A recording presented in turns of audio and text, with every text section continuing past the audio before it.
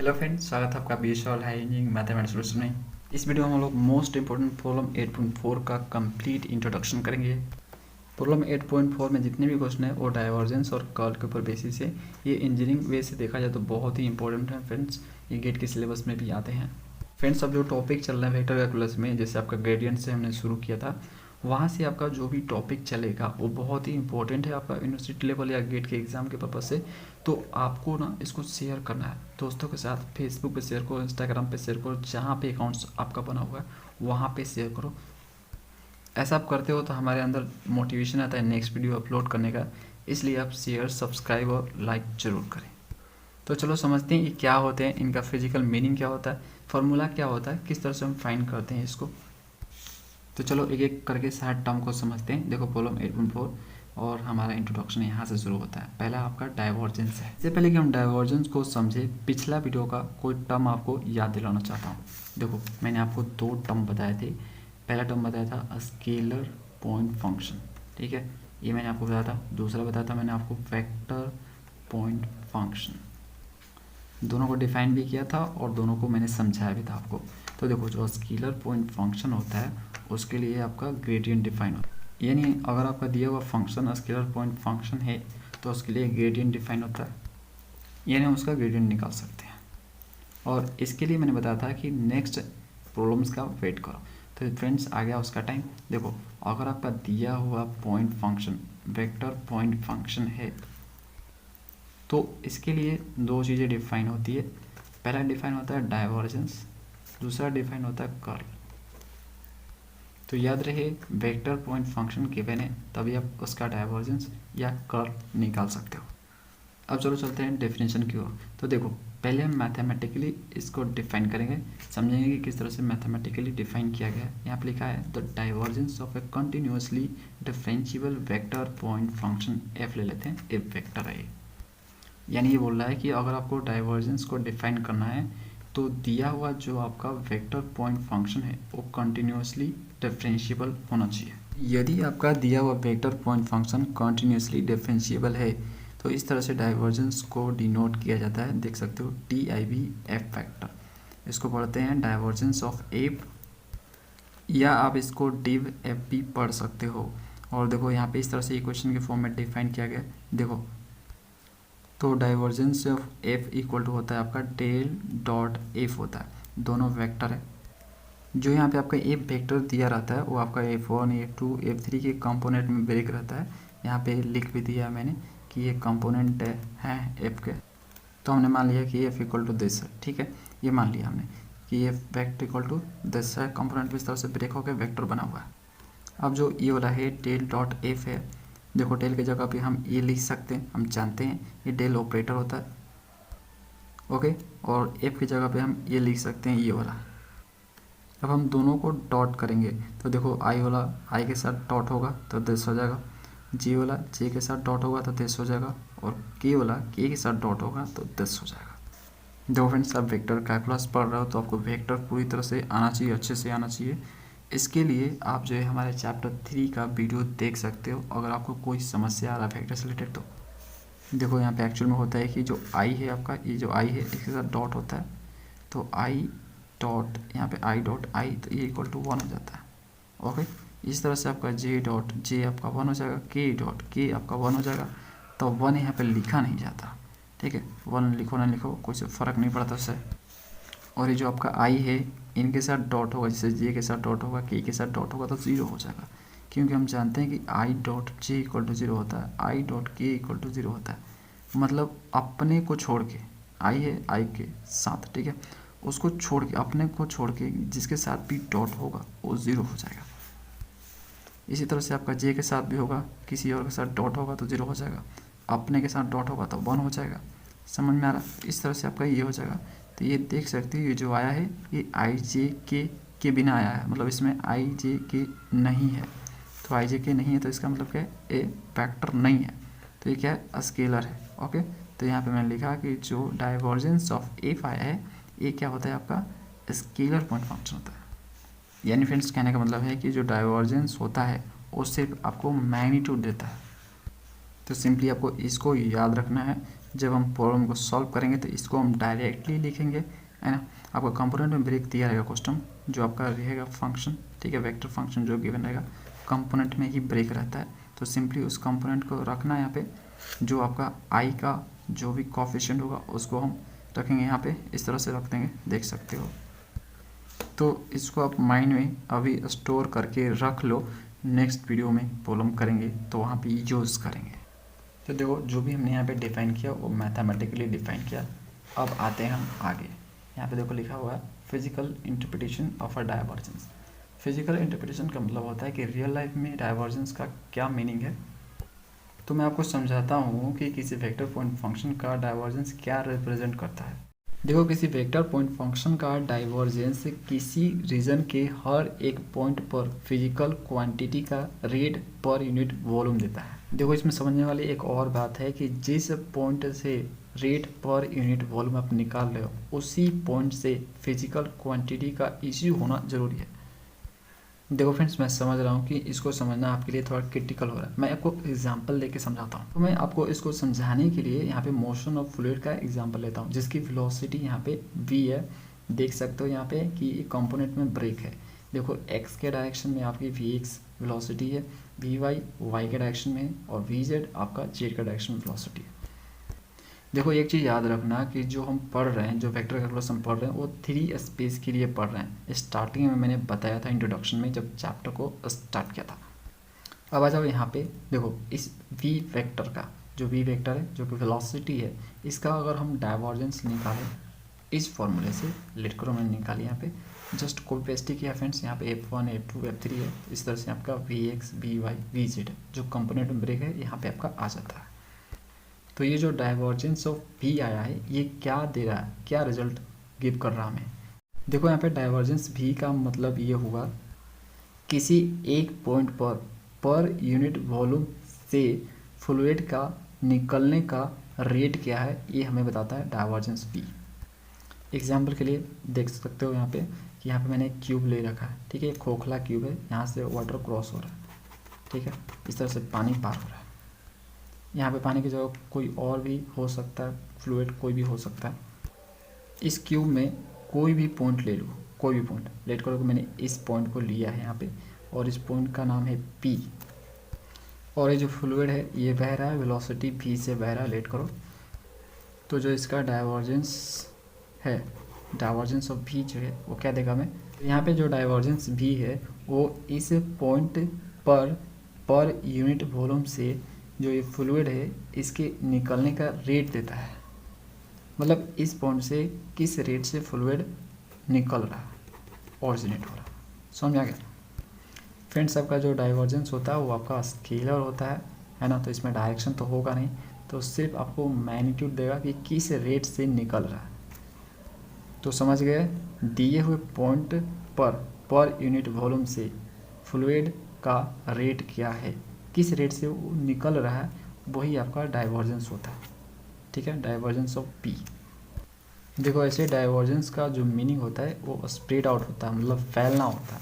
देखो फ्रेंड्स अब जैसे कि यहाँ पे एक पॉइंट है, तो इस पॉइंट से लेट करो कि इस तरह से आपका निकल रहा है, ये निकल रहा है, ठीक है, स्प्रेड हो रहा है।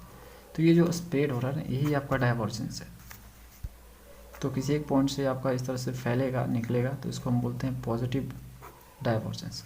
और लेट करो कि आपका ये जो एरो दिख रहा है आपको, ठीक है, ये जो आपको एरो दिख रहा है यानी ये फंक्शन है फ्रेंड्स, ठीक है, वेक्टर फंक्शन है। तो ये जो वेक्टर फंक्शन आपका, वेक्टर फंक्शन तो एरो से ही दिखाते हैं ना, तो ये लेट करो कि आपका इस तरह से एक पॉइंट पे आकर ये मिल रहा है, ठीक है, ऐसे जाकर मिल रहा है, यहाँ पे मिला, यहाँ पे मिला, इस तरह से मिला, तो ये भी डाइवर्जेंस है ना। यहाँ पे भी डाइवर्जेंस हुआ, लेकिन ये नेगेटिव डाइवर्जेंस हो गया क्योंकि यहाँ पे ये फैल रहा था, तो ये क्या हुआ, आपस में मर्ज हो रहा है, ठीक है, इस पॉइंट पे आके सब मिल रहे हैं, तो ये आपका उल्टा हो रहा है, डाइवर्जेंस का उल्टा हो रहा है, समझ रहे हो, इसलिए बोलते हैं इसको हम नेगेटिव डाइवर्जेंस। ऐसा आप फिजिक्स में समझते हो, ठीक है, लेकिन बी सवाल में इसी तरह से डिफाइन किया गया जैसे मैंने आपको समझाया, और यहाँ पे जो लिखा हुआ है वो बी सवाल के बुक के अनुसार ही मैंने आपको समझाया हुआ है। बेटर आपको अंडरस्टैंडिंग करनी है, ज़्यादा समझना है, कुछ ज़्यादा जानना है, जिज्ञासा है, तो फिजिक्स को फॉलो करो, फिजिक्स पढ़ो, वहाँ पे आपको डिटेल मिलेगा। बहुत जगह तो डिफाइन किया गया है कि आउटफ्लो माइनस इनफ्लो होता है डाइवर्जेंस। ठीक है, कितना आया और कितना गया, मतलब कितना आपका गया और कितना आया था उसको माइनस कर दिया जाए। देखो ये आपका आउटफ्लो है, मतलब कितना निकला, इनफ्लो कितना आया था। तो यहाँ पे लेट करो आपका कुछ इस तरह से रीज़न है और यहाँ पे आपका इस तरह से जा रहा है। ठीक है, ये एरो जाया, अंदर गया एरो, तो लेट करो कि आपका यहाँ पे 10 एरो गया। ठीक है, 10 एरो गया और निकला यहाँ पे टोटल आपका 9 एरो। 10 गया अंदर लेकिन निकला 9 है ना। 10 गया है लेकिन 9 निकला है। तो देखो यहाँ पे डाइवर्जेंस क्या होगा आपका, क्या होगा आउटफ्लो। यहाँ पे देखो आउटफ्लो और इनफ्लो कितना है 10 है। ठीक है, आउटफ्लो क्या है 9 है, तो 9 में से 10 जाएगा तो आपका ये माइनस बन जाएगा। तो ये एक स्केलर क्वांटिटी है, प्लस माइनस हो सकता है, प्लस हो सकता है, माइनस हो सकता है, जीरो हो सकता है, तो इसलिए कोई दिक्कत नहीं है इससे प्लस माइनस से। तो इस तरह से भी बहुत सारा डिफाइन किया गया। ये डेफिनेशन आपको एल्विन में मिलेगा। ठीक है, एल्विन का बुक देखोगे ना उसमें मिल जाएगा इसका डेफिनेशन। तो ज़्यादा जानने की इच्छा हो तो अलग अलग बुक पढ़ो, वहाँ पे आपको एक्स्ट्रा नॉलेज देखने को मिलेगा। नहीं तो देखो ये मैथमेटिक्स हम लोग कर रहे हैं तो हमें सिर्फ प्रॉब्लम से मतलब होता है, तो हमें उतना ही जानना चाहिए जितना से काम चल जाए। ठीक है, हमें तो सिंपली प्रॉब्लम करना होता है। अगर आपको इसका एप्लीकेशन करना है अपनी ज़िंदगी में तो आपको तो पढ़ना ही चाहिए अलग अलग बुक को। ठीक है, और देखो उसका एप्लीकेशन, देखो किस तरह से काम कर रहा है वो आपको देखना चाहिए। तो बहुत ही क्रिटिकल वे में जो है डिफाइन किया गया है विजुअल बुक में, और मैंने इसको कोशिश किया इजी वे में समझाने का आपको, और आई होप कि आपको समझ में आया होगा। विजुअल के बुक में और भी एग्जाम्पल दिए गए हैं, उसमें आपका इलेक्ट्रिक फ्लक्स लिया गया है, हीट फ्लक्स लिया गया, उसका लेके एग्जाम्पल लेके बताया गया, तो वो भी देख सकते हो। मैं बोल तो दिया कि ज़्यादा जानना है तो आपको रीड करना पड़ेगा। मैंने आपको उतना ही समझाया जितना आपको काम चल जाए, मतलब उतना से काम चल जाएगा हमारा। तो इस तरह से फ्रेंड्स इसका फिजिकल इंटरप्रिटेशन होता है, इस तरह से एग्जिस्ट करता है हमारे रियल लाइफ में, और यही इसका काम है। अब कुछ इंपॉर्टेंट नोट है जिसको आपको समझना चाहिए। तो देखो नोट में यहाँ पे देखो समझो, देखो डेंसिटी रो, यहाँ पे हम डेंसिटी रो ले लेते हैं फ्लूइड का, उसे हम कांस्टेंट लेट करते हैं कि जो फ्लूइड का डेंसिटी है, जो रो है वो कांस्टेंट है, तो फ्लूइड क्या हो जाएगा इनकम्प्रेसिबल हो जाएगा, उसको कंप्रेस नहीं किया जा सकेगा। मतलब फ्रेंड्स आपका कोई फ्लूइड है, ओके, आपका कोई फ्लूइड है, उसका मैंने जो है रो को कांस्टेंट कर दिया, रो को कांस्टेंट कर दिया मतलब हर एक पॉइंट पे। ठीक है, उस फ्लूइड के हर एक पॉइंट पे जो आपका रो है वो आपका कांस्टेंट है, मतलब एक समान बोल सकते हो इसको, चेंज नहीं हो रहा, वो चेंज नहीं हो रहा हर एक पॉइंट पे। जहाँ पे भी आप देखोगे वहाँ पे आपका रो आपका सेम ही रहेगा। अगर यहाँ पे आपका 10 मिल रहा है तो यहाँ पे भी 10 मिलेगा, यहाँ पे भी 10 मिलेगा, हर जगह 10 से 10 मिलेगा, चेंज नहीं हो रहा। तो ऐसे केस में आपका जो फ्लूइड होगा वो इनकम्प्रेसिबल हो जाता है, उसको कंप्रेस नहीं किया जा सकेगा। तो देखो यहाँ पे क्या लिखा है, there can be no gain और लॉस इन वॉल्यूम एलिमेंट। तो इस केस में क्या होगा, आपका कोई गेन और लॉस नहीं होने वाला है, यानी वो जो वॉल्यूम एलिमेंट होगा उसमें ना कोई गेन होगा ना कोई लॉस होगा। कब, जब आपका रो कांस्टेंट होगा, और रो कांस्टेंट होने के साथ ही आपका फ्लूइड हो जाएगा इनकम्प्रेसिबल, और इसके कारण आपका कोई गेन लॉस नहीं होगा। देखो जो हम लोग प्रॉब्लम करते हैं फ्रेंड्स, जो हम क्वेश्चन करेंगे, जो भी प्रॉब्लम 8.4 में जो भी क्वेश्चन है वो करेंगे, तो हम उसमें हम ये मान के चलते हैं कि जो आपका फ्लूइड है, जो फ्लूइड है वो कंप्रेसिबल है। ठीक है, तो यहाँ पे देखो फ्रेंड्स, यहाँ पे देखो रो कांस्टेंट है ना, तो फ्लूइड आपका इनकम्प्रेसिबल हो गया। तो इस केस में कुछ इस तरह से हम दिखाते हैं मैथमेटिकली। इसका मतलब ये होता है कि डाइवर्जेंस ऑफ भी क्या होगा, ज़ीरो हो जाएगा। यहाँ पे जो v है वेलोसिटी है, ठीक है, फ्लूइड की वेलोसिटी है आपकी, तो डाइवर्जेंस ऑफ v आपका ज़ीरो होगा। तो इसका मतलब क्या क्या है, यहाँ पे देखो समझाता हूँ मैं आपको। यहाँ पे बहुत मतलब निकल के आता है friends. Divergence v equal to zero का मतलब पहला है कि कंडीशन ऑफ इनकम्प्रेसिबिलिटी।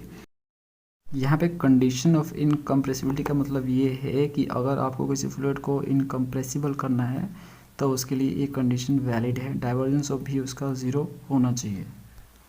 इसको हम लोग इक्वेशन ऑफ कॉन्टीन्यूटी भी बोलते हैं। तो ऐसा कहीं लिखा है तो आप समझना कि वो इक्वेशन ऑफ कॉन्टीन्यूटी है। चाहे इक्वेशन ऑफ कॉन्टीन्यूटी क्वेश्चन में बोल रहा है तो आप समझ जाना कि उसका मतलब ये है। यहाँ पे देखो इसका मतलब एक और भी होता है, ये लिखा गया है condition for the conservation of mass. Of course conservation of mass ही यहाँ पे फ्रेंड्स होगा, क्यों? क्योंकि देखो यहाँ पे ना कोई गेन हो रहा है ना कोई लॉस हो रहा है, तो मास आपका कंजर्व रहेगा। यहाँ पे एक और नोट यहाँ पे लिखा है, इसको भी समझ लो, बहुत ही इंपॉर्टेंट नोट है ये, इस पे क्वेश्चन बहुत सारे आते हैं। तो देखो, if the flux entering any element, कोई भी एलिमेंट ऑफ अ स्पेस का, स्पेस ले लो, उस स्पेस का कोई भी एलिमेंट ले लो, is the same as that leaving it, तो जितना उसमें इंटर कर रहा है फ्लक्स उतना ही आउट कर जाए, मतलब जितना अंदर गया उतना बाहर आ जाए। यहाँ पे फ्रेंड्स लेट करो, ये मैंने स्पेस ले लिया और यहाँ पे कोई ले लिया छोटा सा एलिमेंट, ये स्पेस से आपका ये एलिमेंट ले लिया, तो यहाँ से जितना फ्लक्स आपका इंटर किया उतना ही फ्लक्स बाहर हो गया, ठीक है, बाहर हो गया, तो उसको क्या बोलते हैं, देखो यहाँ पे देन सच पॉइंट फंक्शन। तो इस टाइप के पॉइंट फंक्शन को हम लोग क्या बोलते हैं, सोलेनोइडल वेक्टर फंक्शन बोलते हैं। तो यहाँ पे आपका v है, तो v को हम बोलेंगे सोलेनोइडल वेक्टर फंक्शन। तो क्वेश्चन में आपको अगर सोलेनोइडल लिखा हुआ मिले तो समझ जाना कि उसका डाइवर्जेंस जीरो होगा, जो भी वेक्टर फंक्शन दिया रहेगा उसका डाइवर्जेंस जीरो होगा। जैसे v दिया है तो v का डाइवर्जेंस जीरो होगा, d दिया है तो d का जीरो होगा, जो भी वेक्टर फंक्शन आपका रहेगा। अगला हम मोस्ट इंपॉर्टेंट टर्म समझते हैं, कर्ल क्या होता है। तो कर्ल को भी हम पहले मैथमेटिकली डिफाइन कर लेते हैं। तो देखो, अगर आप किसी वेक्टर पॉइंट फंक्शन का कर्ल निकालना चाहते हो तो वो आपका vector point function continuously differentiable होना चाहिए। तो यदि आपका दिया हुआ vector point function continuously differentiable है तो इस तरह से इसको डिनोट करते हैं कर्ल के फॉर्म में। देखो, कर्ल ऑफ एफ इस तरह से हम लिखते हैं और मैथमेटिकली इस तरह से डिफाइन किया जाता है। इसका इक्वेशन देखो यहाँ पे दिया हुआ है, यहाँ पे आपका curl of F equal to क्या होता है, डेल क्रॉस एफ होता है। यहाँ पे क्रॉस का यूज़ किया जाता है फ्रेंड्स, दोनों वेक्टर है, ये भी वेक्टर है आपका, ये भी वेक्टर है। यहाँ पे हम फिर से लेट कर लेते हैं कि जो आपका एफ है, जो आपका वेक्टर फंक्शन है, वो आपका इस तरह से कंपोनेंट में ब्रेक है, इस तरह से आपको क्वेश्चन में गिवन भी रहेगा, ठीक है। जहाँ पे आपका F1 F2 F3 जो है ये कंपोनेंट है किसके, एफ के। तो देखो फ्रेंड्स, यहाँ पे हम इसको लेते हैं, यहाँ पे देखो, इससे डेल की जगह पे हम ये लिख सकते हैं, है ना, हम जानते हैं इस चीज़ को, और एफ की जगह पे हम ए लिख सकते हैं 10 वाला, ठीक है। तो देखो, दोनों को क्रॉस हम कैसे करेंगे, देखो दोनों को क्रॉस इस तरह से हम कर सकते हैं डिटरमिनेंट फॉर्म में। फ्रेंड्स, दो वेक्टर का क्रॉस इसी तरह से निकाला जाता है, ये मैंने चैप्टर 3 में डिटेल में समझाया हुआ है, जाके देख सकते हो वीडियो अगर आपको डिटेल जानना है तो। बोल तो रहा हूँ कि अगर आपको वेक्टर जानना है डिटेल तो आप चैप्टर 3 देखो। देखो, बीएसएल को सीरीज वाइज देखने में ही आपकी बुद्धिमानी है। अगर आप एक चैप्टर से लेकर डायरेक्ट जो है आप 8 चैप्टर पे चले जाते हो, मतलब एक देखा आप 8 देख रहे हो चैप्टर, तो भैया आपको दिक्कत आएगी ही आएगी। हाँ, ये बात और है कि आप कहीं से अब सीख चुके हो सब चीज़ें, एक और 8 चैप्टर के बीच आने वाली, तो आपको कहीं दिक्कत नहीं आएगी। लेकिन आप नए हो, ठीक है, और आपके एग्ज़ाम चल रहा है, ओके, और डायरेक्ट जो है 8 चैप्टर का क्वेश्चन आ रहा है, तो भैया आप डायरेक्ट इसको देख रहे हो तो आपको हो सकता है बहुत सी दिक्कतों का सामना करना पड़ रहा है। अगर आपका 12th स्ट्रॉन्ग है फ्रेंड्स वेक्टर में तो कोई दिक्कत नहीं है, तो भी आप नेक्स्ट लेवल का काम कर पाओगे। अब देखो फ्रेंड्स, ये जो रिजल्ट आएगा यहाँ पे, इसका आप डिटरमिनेंट जब फाइंड कर लोगे तो जो यहाँ पे आपको दिख रहा है ये कर्ल एफ, ठीक है, ये आपका क्या है, कर्ल ऑफ एफ है, ये क्या है, वेक्टर पॉइंट फंक्शन है, मतलब इसका रिजल्ट जो आपका आएगा वो वेक्टर पॉइंट फंक्शन ही आएगा, यानी एक वेक्टर निकल के आएगा। तो इसका वेक्टर निकल के आने का मतलब ये है कि मैग्नीट्यूड तो होगा ही होगा, डायरेक्शन भी होगा। देखो फ्रेंड्स, यहाँ पे मैंने नोट लिख रखा है, instead of curl of F, यहाँ पे जो कर्ल ऑफ एफ है इसकी जगह पे आप जो है नोटेशन रॉट ऑफ एफ भी यूज़ कर सकते हो, दोनों का मीनिंग सेम ही होता है। यहाँ पे रॉट का मतलब है रोटेशन। अभी मैं समझाता हूँ कि मैं यहाँ पे रॉट क्यों यूज़ कर रहा हूँ और रॉट की जगह रोटेशन का मतलब क्यों आ रहा है यहाँ पे। देखो, जो आपका कर्ल है वो रोटेशन से रिलेटेड ही है, इसलिए यहाँ पे रॉट ऑफ ए हम लिख सकते हैं। फ्रेंड्स, मैं आपको अभी बताता हूँ कि कर्ल किस तरह से रोटेशन से रिलेटेड है। देखो, यहाँ पे फिजिकल इंटरप्रिटेशन ऑफ कर्ल देखते हैं तो समझ में हमें आ जाएगा, मतलब कर्ल का फिजिकल मीनिंग क्या है। देखो, यहाँ पे लिखा हुआ है, curl is a measure of how much vector field circulates और rotates about a given point, मतलब किसी एक पॉइंट के अबाउट कितना हाउ मच लिखा है इसमें, कितना आपका वेक्टर फील्ड सर्कुलेट्स कर रहा है, रोटेट्स कर रहा है, इसकी आपको जानकारी देता है। और दूसरा चीज़ आपको डायरेक्शन भी देता है कि कर्ल का डायरेक्शन किधर है। देखो, जो आपका कर्ल है किसी वेक्टर पॉइंट फंक्शन का अगर हम कर्ल निकालते हैं तो एक वेक्टर आता है, ठीक है, और वेक्टर के पास क्या क्या होता है, मैग्नीट्यूड होता है और डायरेक्शन भी होता है। तो हाउ मच तो बता दिया मैग्नीट्यूड, अब डायरेक्शन बताएगा, डायरेक्शन भी आपको देता है यहाँ पे कि कर्ल का क्या डायरेक्शन है। यहाँ फ्रेंड्स आपका वेक्टर फील्ड समझ रहे हो ना, वेक्टर फील्ड क्या होता है उसको भी मैंने समझाया हुआ है। देखो कोई स्पेस है आपका, स्पेस में अनगिनत पॉइंट होते हैं, अगर हर पॉइंट का हम जो है वेक्टर ड्रॉ कर पाए, इस तरह से वेक्टर के फॉर्म में इस तरह से एरो बना पाए, ठीक है, ये वाला, तो हम इसको बोलते हैं वेक्टर फील्ड, ठीक है। देखो फ्रेंड जो लिखा गया है इसको मैं आपको डायग्राम के माध्यम से समझाता हूँ, यहाँ पे समझो। यहाँ पे आपका एक वेक्टर फील्ड है, ओके, किसी फंक्शन का है, कोई फंक्शन आपका वेक्टर लेते हैं, वेक्टर फंक्शन है कोई आपका, ओके, उसी का एक वेक्टर फील्ड है, एक पॉइंट ले लेते हैं 10 पॉइंट, इस पॉइंट के अराउंड रोटेट हो रहा है, इस तरह से देखो, इस तरह से ये रोटेट हो रहा है, इस पॉइंट के अराउंड, इस पॉइंट के अबाउट में ये रोटेट कर रहा है। तो जो ये वेक्टर फील्ड रोटेट कर रहा है, ये कितना रोटेट कर रहा है और किस डायरेक्शन में रोटेट कर रहा है, इसका आपको इन्फॉर्मेशन कौन देता है, कर्ल देता है, ठीक है।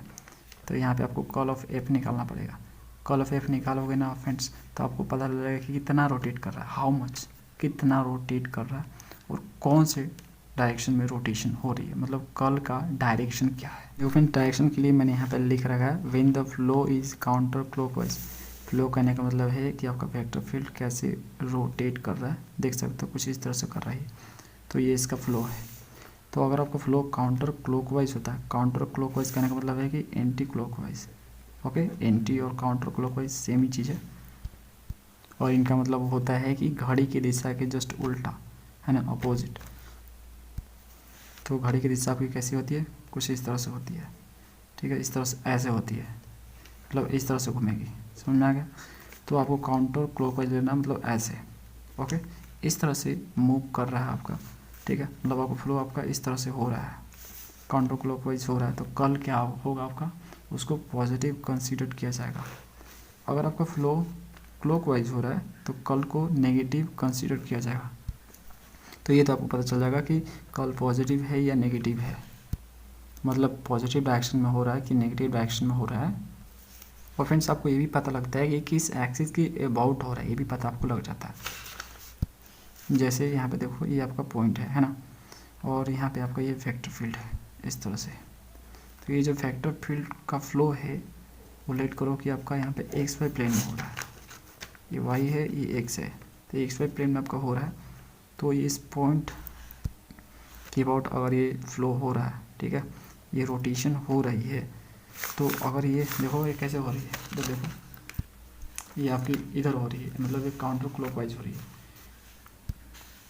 तो काउंटर क्लॉकवाइज हो रही है तो इसका कर्ल क्या होगा, पॉजिटिव होगा। देखो यहाँ पे लिखा है काउंटर क्लॉकवाइज तो पॉजिटिव होगा, पॉजिटिव होगा, है ना। अब बोलोगे पॉजिटिव का मतलब क्या है, कोई डायरेक्शन थोड़ा ना होता है। देखो फ्रेंड्स यहाँ पे इसके लिए आपको राइट हैंडेड रूल यूज़ करना होगा, ओके। आपको क्या करना है,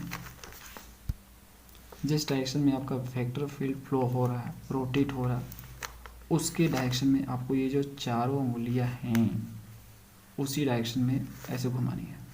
लेट करो, देखो ऐसे घूम रहा है, काउंटर क्लॉकवाइज घूम रहा है, तो उंगली को भी आपको ऐसे ही घुमाना है। तो जैसे घुमाओगे तो ये जो अंगूठा है आपका, ये जो अंगूठा आ रहा है आपका, ये आपको डायरेक्शन बता देगा, ओके। पहले तो पता चला कि पॉजिटिव है, ओके, तो पॉजिटिव ऊपर की ओर हो गया, ऊपर पॉजिटिव, नीचे आपका नेगेटिव होता है, तो ये पॉजिटिव हो गया, और ऊपर आपको ये पता चल गया कि ये जो है जेड एक्सिस के अलॉन्ग हो रहा है, ओके। एक्स वाई में तो आपका ये काम हो रहा है, तो एक्स वाई में काम हो रहा है, तो एक एक्सिस बचा आपका जेड एक्सिस।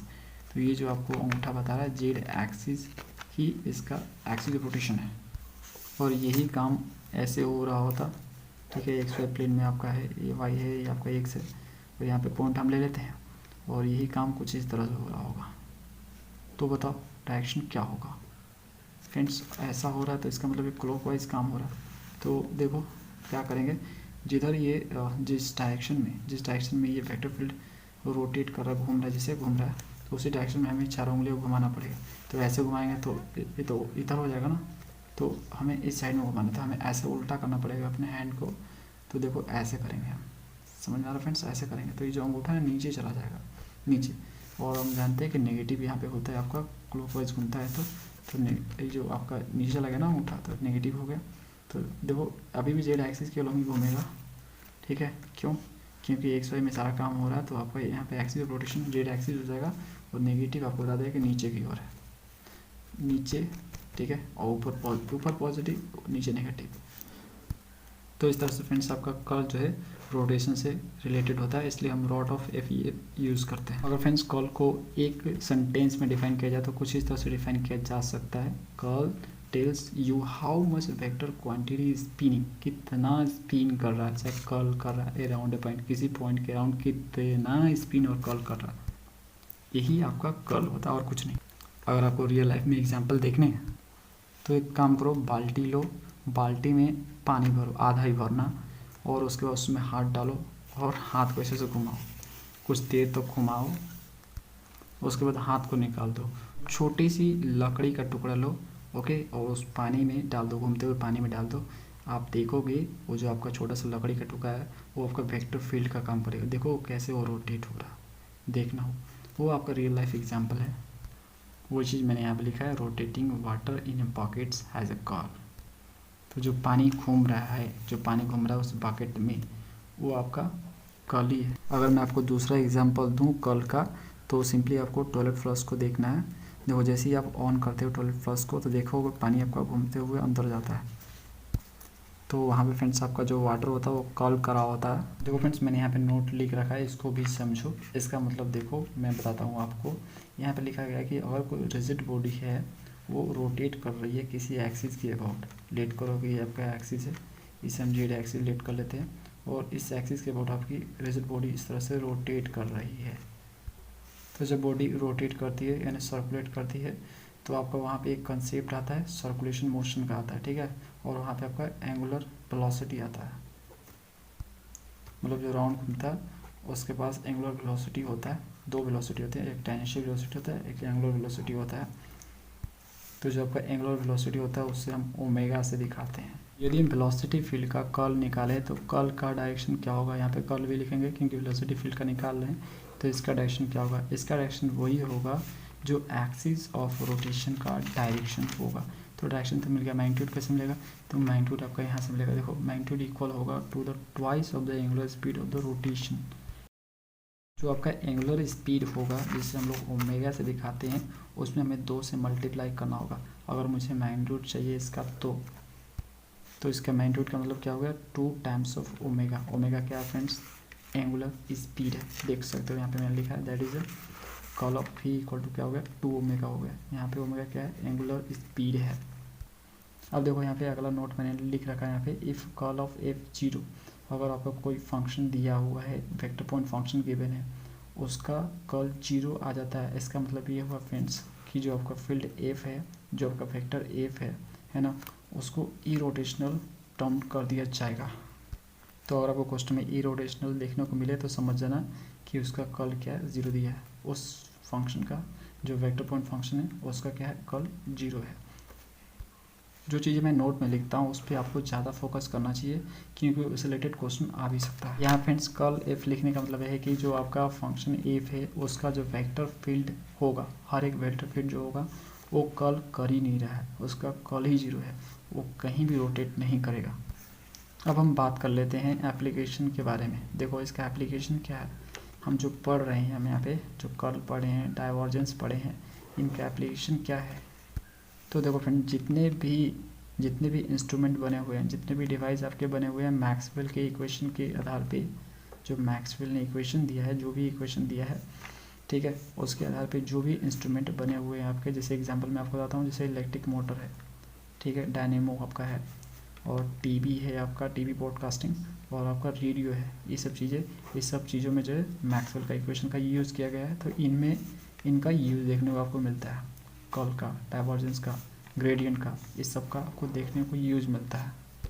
इसलिए भी आपको इसको और अच्छे से पढ़ना चाहिए। फ्रेंड्स यहाँ पे देखो कुछ स्टैंडर्ड रिजल्ट हैं डिफाइन, उसको आपको देखना चाहिए यहाँ पे। अगर आप इसको याद कर सकते हो तो याद कर लो, नहीं याद कर सकते तो कोई बात नहीं। ये बुक में अच्छे से दिए थे इसलिए मैंने इसका नोट नहीं बनाया। तो देखो हेडिंग लिखा हुआ है, del applied twice to the point function, मतलब पॉइंट फंक्शन जो कि स्केलर हो सकता है आपका, नहीं तो वेक्टर हो सकता है, वहाँ पे आपका डेल का 2 बार एप्लीकेशन हुआ है, मतलब 2 बार लगेगा। ओके, देख सकते हो सब में डेल 2 बार लगा, देखो यहाँ पे डेल स्क्वायर 2 बार डेल हो गया, डेल डेल डेल डेल 2 बार डेल लगा हुआ है। तो यहाँ पे ये रिजल्ट है कुछ आया हुआ। तो चाहो तो आप इसको याद कर सकते हो, मतलब अगर आपको क्वेश्चन ऐसा मिले तो डायरेक्टली आप इसको लिख दोगे, है ना। अगर आपको ऐसा दिखे मिले तो आप डायरेक्टली इसको लिख दोगे, मतलब इसका वैल्यू 0 आता है, डायरेक्ट आप बोल दोगे, ऑब्जेक्टिव में आ जाएगा। लेट करोगे, आपको कॉल कर दिया, call of gradient of F दिया आपको, तो डायरेक्ट आप 0 लिख दोगे, समझ में आ रहा, 0 लिख दोगे, 0 उसमें दिया होगा ऑप्शन, टिक मार के चला होगा। तो याद आप कर सकते हो अगर याद हो रहा तो, नहीं तो आपको वहाँ पे कैलकुलेट करना पड़ेगा, ठीक है। आपको सिंप्लीफाई करना पड़ेगा, उसको प्रूफ करना पड़ेगा। प्रूफ इस बुक में दिया हुआ है फ्रेंड्स, सबका प्रूफ दिया हुआ है। यहाँ पे देखो, मैं आपको दिखा देता हूँ, देखो यहाँ पे देख सकते हो, यहाँ पे प्रूफ आपका दिया हुआ है, ये जो इन लोगों ने दे रखा है, प्रूफ दे रखा है यहाँ पे, समझ में आ गया। तो देखो इसको मैं आपको एक समझा देता हूँ। देखो यहाँ पे इसका मतलब ये है, इसका मतलब देखो यहाँ पे ग्रेडियंट ऑफ एफ, कोई फंक्शन आपका दिया है, ठीक है, स्केलर पॉइंट फंक्शन, स्केलर का ही ग्रेडियंट निकलता है, उसका ग्रेडियंट निकल गया, अब उसका आप डाइवर्जेंस निकालोगे, ठीक है। तो कुछ इस तरह से इसको लिख सकते हो, और फाइनली आप इस तरह से उसको लिख सकते हो, ये बोल रहे हैं ये लोग, मतलब ये आपको निकालना है तो डायरेक्टली आप इसको लिख सकते हो और निकाल सकते हो। यानी 2 बार आप एक्स के रिस्पेक्ट में डिफरेंशिएट कर दो, 2 बार वाई के रिस्पेक्ट में, 2 बार जेड के रिस्पेक्ट में आप डिफरेंशिएट कर दो फंक्शन को, तो आपको फाइनल रिजल्ट मिल जाएगा। आपको लंबा वाला प्रोसेस नहीं करना पड़ेगा। आप क्या करोगे फ्रेंड्स, आपको क्या करना पड़ेगा, देखो अगर आप इसे जनरली निकालोगे तो आप पहले ग्रेडियंट निकालोगे, एफ का ग्रेडियंट निकाल लोगे, ठीक है, फिर उसके बाद डाइवर्जेंस सब निकालोगे। अगर आपको ये फार्मूला याद है तो आप क्या करोगे, आप जो आपका फंक्शन आपका गिवन है, एफ दिया हुआ है, उसको आप 2 बार सिंपली एक्स के रिस्पेक्ट में और 2 बार वाई और 2 बार जेड के रिस्पेक्ट में कर लोगे तो आपको आंसर मिल जाएगा, समझ में आ रहा है। उसी तरह से अगर आपका ग्रेडियंट एफ दिया हुआ है, ठीक है, ठीक है, तो आपको कर्ल निकालना है उसका, ठीक है, तो 0 होता है, और अगर आपको पता है तब जाएगा 0 लिख दोगे, नहीं पता तो आप क्या करोगे, पहले एफ का आप ग्रेडियंट निकालोगे, फिर जो ग्रेडियंट आएगा उसका आप कर्ल निकालोगे, ठीक है, तब पता चलेगा कि हाँ 0 होता है। उसी तरह से फ्रेंड्स आपका कर्ल ऑफ एफ, ठीक है, दिया हुआ और उसका आपको डाइवर्जेंस निकालना है, तो उसका वैल्यू 0 होता है, ओके, उसका वैल्यू 0 होता है। तो अगर आपको पता हो तो आप 0 पर टिक मार दोगे, नहीं पता तो आपको सिंपली आपको इस तरह से फाइंड करना होगा, पहले आपको फंक्शन का कर्ल निकालना होगा, फिर डाइवर्जेंस निकालना होगा। इसी तरह से आपका दिया हुआ है, इसको आप याद कर सकते हो, अदरवाइज आप करोगे वैसे ही जनरली जैसे करते हो। अब देखो यहाँ पे और फॉर्मूले मिल जाएंगे आपको यहाँ पे देखने को, del apply to the product of a point function, मतलब पॉइंट फंक्शन का प्रोडक्ट आपको अगर गिवन है और उस पर डेल अप्लाइड है ना, तो उसको कैसे करना है यहाँ पे दिया हुआ है, उसके लिए कुछ फॉर्मूला है सिंपली, और कुछ नहीं। देखो यहाँ पे जैसे आपका एफ डॉट जी दिया हुआ है ना, एफ और जी यहाँ पे क्या स्केलर पॉइंट फंक्शन है, दोनों का डॉट दिया, मल्टीप्लिकेशन दिया हो, तो उनका ग्रेडियंट निकालना तो कुछ इस तरह से आप निकाल सकते हो, ठीक है। आपको एफ को साइड में रखना है और पहले ग्रेडियंट जी का निकाल लेना है, और जी को साइड में रखना है और पहले आपको ग्रेडियंट एफ का निकाल लेना है। तो इस तरह से आप कर सकते हो। और इस तरह से अगर आपका स्केलर पॉइंट फंक्शन को मल्टीप्लाई किया गया यहाँ पे वेक्टर पॉइंट फंक्शन के साथ, तो इसका आप इस तरह से निकालोगे। तो फ्रेंड्स ये चीज़ आपको याद करने वाली है, ठीक है, आप याद कर लो, ये कोई बड़ी चीज़ नहीं, इसमें समझाने की कोई चीज़ नहीं है, सिंपली से आपको क्वेश्चन में देखना है कि आपको दिया कैसे, ये आपको दोनों स्केलर का प्रोडक्ट दिया है कि एक स्केलर और एक आपका वेक्टर दिया है, या इस तरह से दिया है, तो मतलब जैसे भी दिया है, डाइवर्जेंस बोला निकालने के लिए, कर्ल बोला निकालने के लिए, तो आपको देखना पड़ेगा। ये सिंपली अप्लाई कर लोगे तो आपको रिजल्ट मिल जाएगा, है ना। और इन लोगों ने इस साइड में बता रखा है कि जो ग्रेडियंट लिखा हुआ, ग्रेड लिखा हुआ, इसको कुछ इस तरह से हम लोग लिख सकते हैं डेल के फॉर्म में। देखो ग्रेडियंट का मतलब डॉट होता है और डाइवर्जेंस भी डॉट ही होता है, कर्ल आपका क्रॉस होता है, तो यहाँ पे देख सकते हो क्रॉस यूज़ कर रहे हैं, ग्रेडियंट डाइवर्जेंस की जगह यहाँ पे हम लोग डॉट यूज़ कर रहे हैं, तो वही चीज़ है और कुछ नहीं है। तो इस तरह से आप निकाल सकते हो। और ये थोड़ा सा लंबा वाला है तो इसको आप देख सकते हो, थोड़ा सा लंबा है, तो ऐसे ही कैलकुलेट होगा फ्रेंड्स, ऐसे ही आपको करने पड़ेंगे, याद कर लो, अदरवाइज आपको इस सबको प्रूफ करना पड़ेगा। फ्रेंड्स इधर भी है अभी, ठीक है, 5 और 6 ये भी है आपका, ये भी ठीक है। और यहाँ पे देखो प्रूफ भी दिया गया आपका किस तरह से आया हुआ है, तो यहाँ पे आपको प्रूफ मिल जाएगा, फर्स्ट सेकंड थर्ड फोर्थ, तो ये चीज़ें समझने वाली है, कोई बड़ी चीज़ नहीं है। तो अगर आपको बेटर समझना है कि कैसे कैसे हो रहा है ये, तो आपको आराम से बैठना है कहीं पे और बैठ के आराम से एक एक को समझना है, ध्यानपूर्वक देखोगे तो आपको समझ में आ जाएगा। देखो यहाँ पे एक और चीज़ इन लोगों ने लिख रखा है, rules for reproduce the above formula easily, जो ये लोगों ने फार्मूला अपने से बना रखा है कि हम क्या करेंगे, पहले क्रॉस करेंगे फिर डॉट करेंगे, मतलब पहले डाइवर्जेंस निकालेंगे उसके बाद कर्ल निकालेंगे दो प्रोडक्ट का। कुछ इस तरह से अपने से बना रखा है, ठीक है। तो आप खुद से भी बना के जो है फॉर्मूला को प्रोड्यूस कर सकते हो। प्रोड्यूस करने के लिए यहाँ पर स्टेप दिया गया, स्टेप 1, स्टेप 2, स्टेप 3, ऐसे करोगे तो आपको मिल जाएगा। आप अपने से करना चाहते हो तो ये लोग बोल रहे हैं, लेकिन ज़रूरत नहीं पड़ेगा उसका फ्रेंड्स, जितना दिया है उतना ही काफ़ी है यार। फिर भी आपके अंदर इच्छा जागृत हो रही है करने की, करना चाहते हो तो करो, ठीक है। यहाँ पे एग्जाम्पल के रूप में भी समझा रखा है कि कैसे कैसे आपको प्रोड्यूस करना है। तो फ्रेंड्स ये था कंप्लीट इंट्रोडक्शन प्रॉब्लम 8.4 का। नेक्स्ट वीडियो में हम लोग मिलते हैं प्रॉब्लम के साथ। Thanks for watching.